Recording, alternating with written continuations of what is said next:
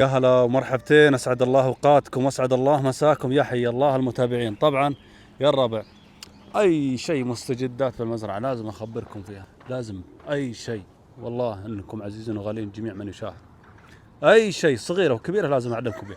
لكن حصل شيء البارح بالمزرعه، موت مجموعه من الطيور، الله يعوضني بسبب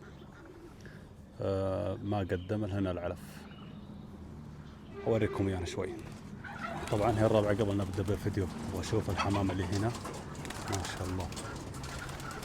كيف امورهم يا ابو ياسر؟ كيف امور الحمام اللي هنا؟ هل كبرن ولا ما كبرن؟ بسم الله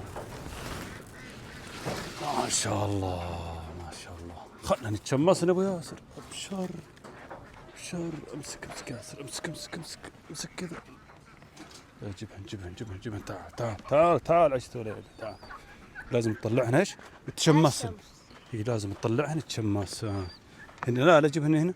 طلعهن هنا. حتى هنا جاي بالبطح. ايوه ما شاء الله تبارك الله. كبرن ولا ما كبرن؟ خلنا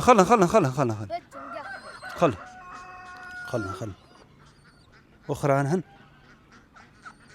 ما في شيء، ما في الا الاثنين. كبرن ولا ما كبرن الرابع؟ ما شاء الله تبارك الله، ما شاء الله تبارك الله، الله يبارك. طيب جبهن هنا ياسر، ركبهن وجبهن هنا. تعال عشان نشرح لي على اكلمهم موضوع.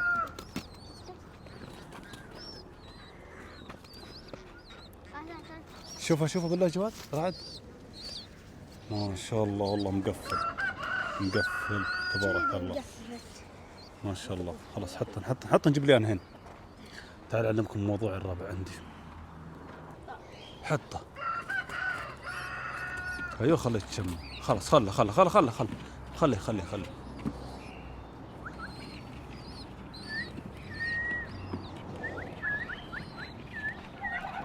تحس منه سداح. يلا تفكون سداح. اصبر شوي. دقيقة ونفك سداح. دقيقة بس، خله يتشمس. خله. تمام. يا ما شاء الله عليه، ما شاء الله على الشيخات. تعال هنا رعد. ما شاء الله عليه.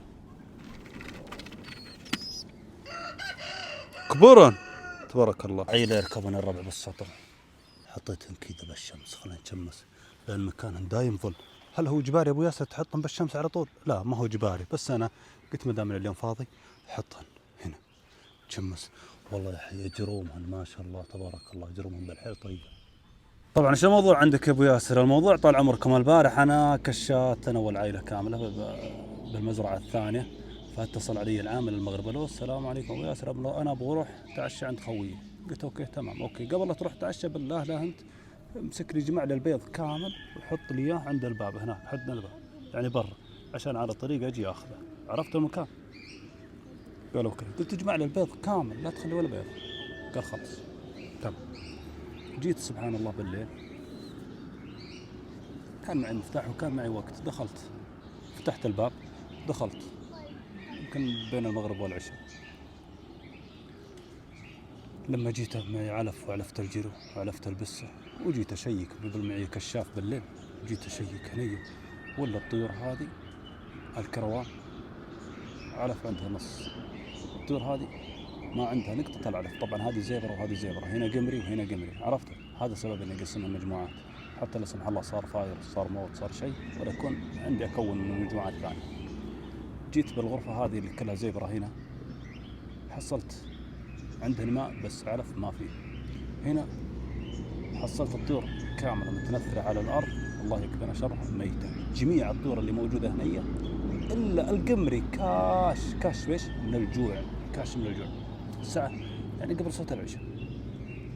واجي مكشف بالسيارة وشغل اللمبة وأحاول أجمع الطيرات كل الميتة. يا الله لحقت يمكن على حول 10 طيور حيات وكاشات على طول، أزمهن بشبك معي وأرديهن للبيت وأعلف واتصل على العامل. حطيتن علف. متى حطيتن علف؟ يا والله يا ابو ياسر وش الموضوع؟ قلت الطيور اللي هنا حطيتن علف ولا؟ قال لي حطيتن قبل يومين او قبل 3 ايام. طيب طول النهار انت هنا وش موجود؟ الحاصل مالكم بط طويله، ماتن والعامل ما درى لهن، ورايح والله ما درى لهن، ولو اني ما جيت بالليل، شوفوا القسمة، لو ما جيت بالليل كان العشة هذه بعد ماتت وهذه ماتت، لكن هذه مات. أوريكم إياه، وخليتن رصفتن وخليتن، لكن أعطونا الرأي الربع. ما أبغى أوريكم والله العظيم، ما ودي أنوي شيء وجبه، لكن قلت لازم أتكلم بالموضوع هذا. هذا الكلام البارح. شوفوا الميتات، الله يعوضني خير، الله يعوضني خير. شفتوها ميتات اللي بلبله، والله العظيم تشيني يوجع الصدر، اقسم بالله الربع. يا الله لحقت على طير واخذت معي وعلفتن بالبيت واشواء، سويت الانعاش وقدمت لنا العلف وحطيتن تحت اللمبه، لان الطير اذا كان جيعان خلاص يتاثر حتى بالبرد، لانه مو شبعان. وفرخ قمري معهن بعد لقيته كاش بالليل واخذته معي، فرخ من الفراخات اللي طلعن اخذته معي. الحين شبعتن البارح ونستن ودفيتن وانتعشن، بعدها جبتهم معي. الحين ابغى ارجعهم. جيب ياسر الطير اللي بالسياره، ياسر واجيبها لكم اوريكم اياها. الحين ما دام الجو مش بس شوف البارح عندهم واليوم انا عندي. طبعا هذه الطير اللي البارح اخذتها معي الربع، شفتوها؟ هذه اللي انعشتها، اللي لو انتظرت للصباح راح تموت بالليل، عرفتوا؟ يعني الحمد لله اني جيتنا الساعه بالليل واخذتهن الساعه 8، يعني ما يقدالي يصل للصبح على الجوع هذا. هن هالكنات والحمد لله. مثل ما تشوفون باقي هذه اثنين بعد ماتن، فريخات صغيرة ماتت، لكن الله يعوضني خير، الله يعوضني خير. على العموم بعض الناس راح يسأل، هل يا ابو ياسر عندك علف هنا بالمستودع؟ موجود عندي تقريبا اللي يكفيهن 3 شهور قدام، موجود هنا العلف واجد والما واجد. لكن عندي سؤال للربع، استفسار، حتى لو انك في مكاني، حط نفسك بمكاني، وش تسوي؟ تخصمهن على العامل؟ مع اني والله اني علمته، والله اني قلت له انتبه لا تموت الطيور، انتبه، ترى غرفتك بجنب، الطيور خلك حريص وخلك شديد. ومكالمات الجوال ما ابغى مكالمات جوال، ترى الناس والاصدقاء واللي يكلمونك يشغلونك عن شغلك ترى ما ينفعونك، هذه طيور هذه. وترى اي طير، ترى والله اني كلمته يا الربع يمكن تقريبا 50 مرة، ترى اي طير يموت اهمال او عشه يموت اهمال، ترى اني كلمته بالكلام هذا، قلت يموت اهمال ترى بخصمها عليك.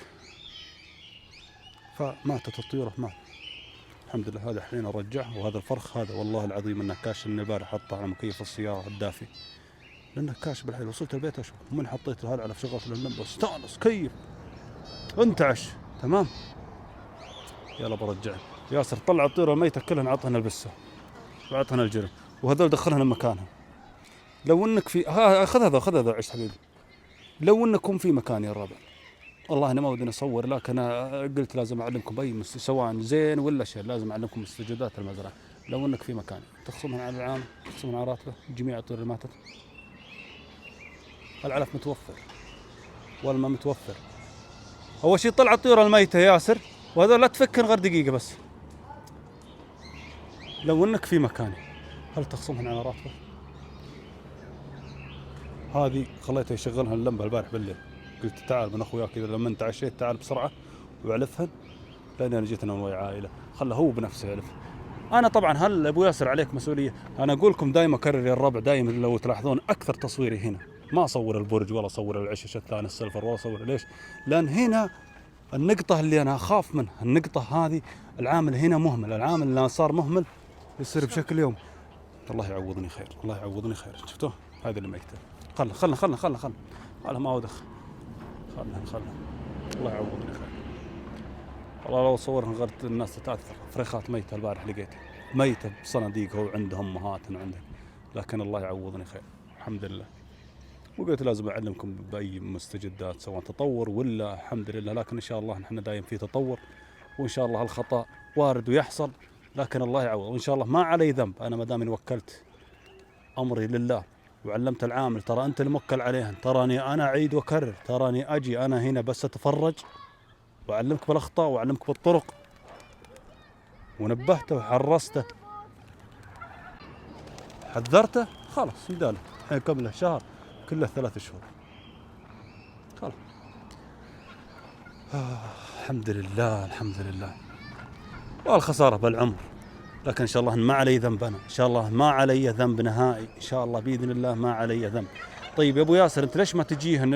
انا اجيهن بشكل اقرب ماله شبه يومي، لكن احيانا اوقات الربع يكون الظرف عندي اقوى من اني اجي، لدرجه اني اجي بالليل، لو صار عندي فرصه هجي بالليل. يعني انا مشغول، انا ما اقدر والله، مشغول عندي شغل اهم من الطيور، ما اقدر والله اقول لكم كذا ولا كذا. فهذا عندنا عامل موكل، انت العامل تكلمني، سمح الله صار عندك خطأ، صار عندك شيء، صار عندك يمين يسار امور، كلمني تستعلم كيف اعالج هذه، كل شيء ابد اعلمك اياه، انا علمتك من الى، ولا صار عندك يعني ما استوعبت الكلام كلمني عادي، قل هذه وش مرضها وهذه وش علاجها كل شيء، والصيدليه كامله من الادويه والعلاجات حاطها عندك. عرفتوا؟ يعني ترى بعض الناس، شوفوا ركزوا بالامر، بعض الناس يحس من الشغل واجد، ترى ما عندي والله ما عندي شغل، لا تشوفون شوفوا مزرعه صغير كم شب، والله العظيم اقسم بالله ما ودي احلف لكم بالله اني انا لو اني موجود هنا يعني ساكن هنا بالمزرعه وما عندي شغل، والله ودي احلف لكم بالله ان طير واحد ما يموت، ما ودي احلف لكم بالله، اعمار بيد الله، لكن الحرص زين والحرص واجب، والشخص لا اتبع حلاله، ما يعتمد على العام. طبعا الكاميرات يا ابو ياسر، الكاميرات ما تجيب الشيء اللي جوا، انا ما اقدر اتابع بالكاميرات 24 ساعه، الكاميرات اتابع متى؟ اتابع لا سمح الله صار خلل، صار شيء يمين يسار، العامل طلع راح لاخوياه، راح يمين هنا يسار، خلاص يصير انا متابع بالكاميرات، يعطيني خبر يقول ابو ياسر انا ابغى اروح، خلاص هو اسمح له، ان سمحت له خلاص انا اتابع بالكاميرا. لكن ما عندك شيء، والله العظيم الصباح نص ساعه، لا خلنا نعطيها، خلنا نزودها يا رجل يا ابو ياسر علشان نزودها، ما تقولك نص ساعه، ساعه تعليف، والمساء ساعه بس، غير ما عندك شيء، الظهر جمع البيض بس خلاص. ايوه لما قال يا ابو ياسر تراني حطيت لك البيض عند الباب ورحت لاخوياي، دخلت يا الربع قلت جمع البيض كامل، والله اني حرصت عليه مرتين، جمع لي البيض كامل، كل البيض حط لي، قال اوكي.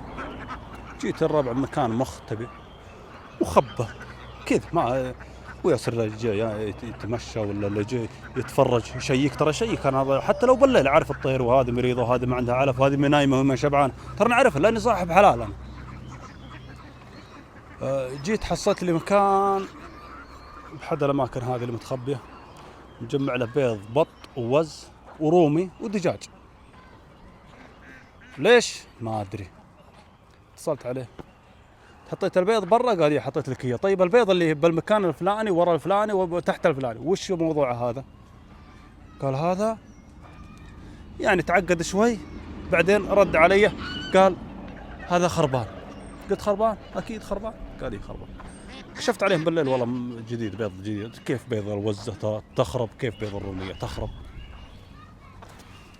انا الذمة والضمير كسرت لي 4 حبات عشوائي، والله جديد توم بيضات اليوم. فالحالة هذه الربع اعطوني جوابكم، وش تسوون بهالحالة هذه؟ تمام، وش تسوون بهالحالة هذه؟ لكن الله يعوضني خير، والحمد لله على كل حال، والحمد لله العوض بالله، وإن شاء الله أن الله يكفيني شره، وإن شاء الله أن ما علي ذنب. طبعا العامل راح أبدل، أنا تعبت والله من أعيد وأكرر، لو تلاحظون مقاطعي القديمة أو بداية دخولي المحتوى تراني حذرت كثير من العمالة ترى حظ ونصيب، وأغلبهم نسبة 90% ترى ما يدي الشغل بالشكل المطلوب إذا كانت ما هي له. أنا معم، شوفوا أنا معم جميع العمالة، لا تقريبا 85% 90% ما يشتغل إذا ما كنت موجود أو ما كنت مشرف على حلالك، ما يشتغل بالشكل المطلوب.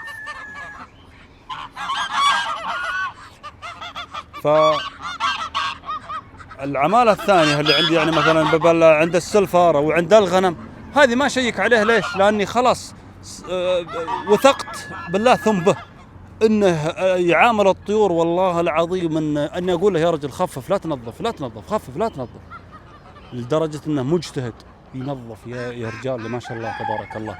العامل اللي صورت لكم اياه يمكن قبل يومين او قبل 3 ايام، لدرجة انه مجتهد انه يقول له لا تنظف، ودي ارحمه يقول لا يا ابو ياسر لا، لازم انظف، انا لازم انظف، لازم اشيك، لازم اعالج، لازم اشوف. الله يبيض وجهه والله يكثر خيره. طبعا بعض الناس راح يتكلم يقول يا ابو ياسر ممكن انت الراتب هنا معطيه ما انت مزوده بالراتب، لا الراتب ضخم والله ما يحلم به عند اي واحد،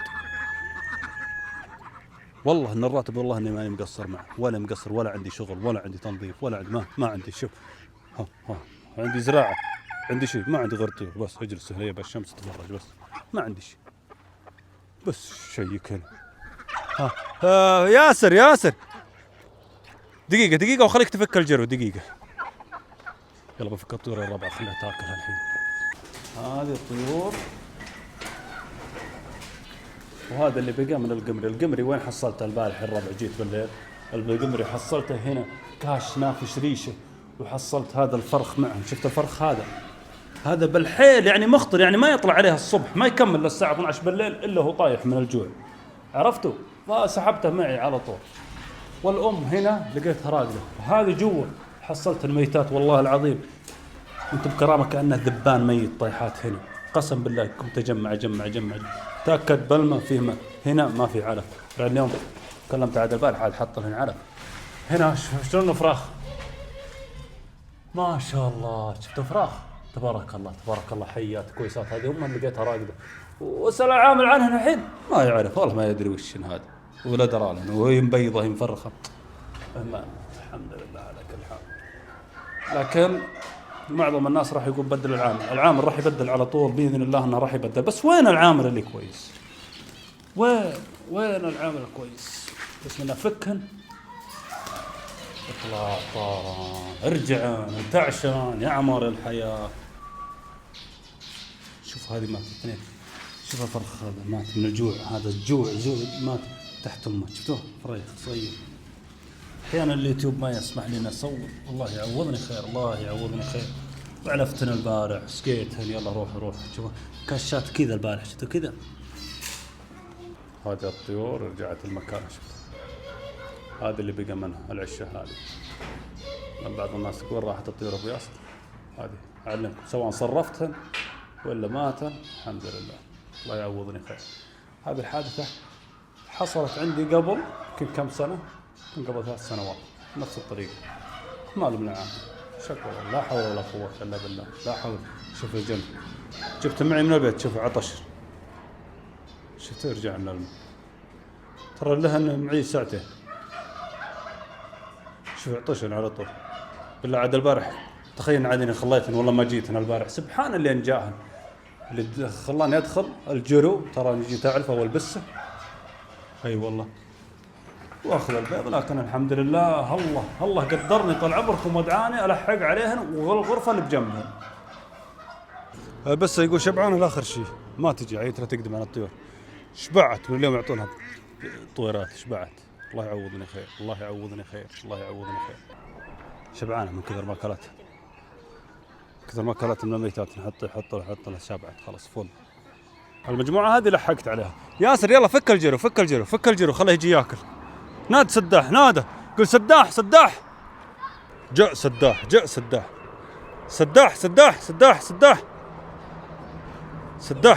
يا ما شاء الله عليك.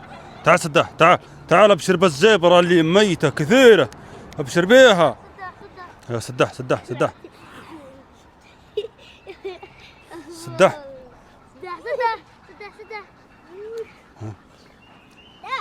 خله رعد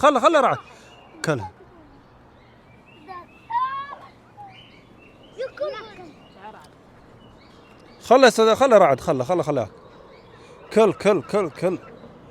كل الله يعوضني خير كل البسه شبعات باقي الجرو. الله يعوضني خير الحمد لله. طبعا قبل يمكن 20 يوم من ربع الكروان هنا جيت اشيك يمكن حول العصر ما حصلت عندهن علف، قلت له يلا يا الربع عاد اعطوني رايكم، انا ما ادري اطول الفيديو شويه اخلاقي ها ليه ما هو على، لكن الذنب والاهمال خلي الواحد ينقهر والله ينقهر.